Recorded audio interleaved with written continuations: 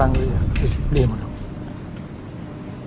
susunan negara kiban teori kenegaraan bekiban yang kabeh kadang ada biasa nak depu pada pugat tentera lagi apa makna tentera Bandung bangsa katanya mesti terima perintah mereka bangsa ketua yang kiban terima perintah hang kemali merdeka yo teori merdeka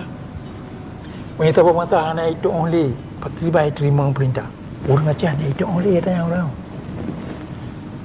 ilawan perintah menyaji buai lawan perintah hanji tak perintah ni anak itu apa makna perintah Jawa terima orang ya punya perintah bantara roy mai terima han nyai terima yang Aceh no perintah Jawa pakai konsep semikir merdeka nali nyo apa boleh kau budi apa boleh konsep semikir merdeka orang Aceh pengen murno kelai yang jangan terima perintah ni bangsa roy tabu-tabu bangsa yang hana itu terima perintah ni bangsa roy akai perintah li bangsa lain panik lagi nak hana meluit-luit nampak menyau bangsa-bangsa hana terima perintah ni bangsa roy bangsanya akai jajah li bangsa lain soalnya udah waktu urung doanya hanji hai terima perintah kecuali jika mati soalnya udit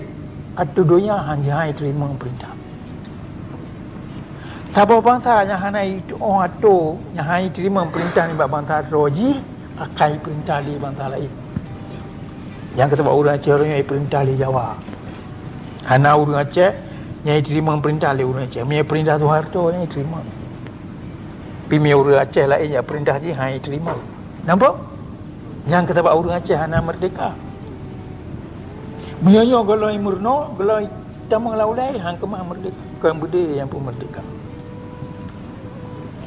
dia mesti murno kelai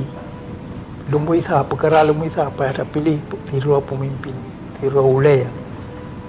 ni bak so getanya terima perintah sebagai bangsa Aceh dia kata manusia hadir Melayu apa gak penuntut dia ubena manusia merdeka dalam dunia ipugat penuntut hidayah mestina bangsa roy nibak uringan nibak golnya terima perintah yang nak oplung nibak tugas pegat penuntutnya hang kemai penuntut hidayah urangnya dia Aceh nibak urang Aceh yang udik urang Aceh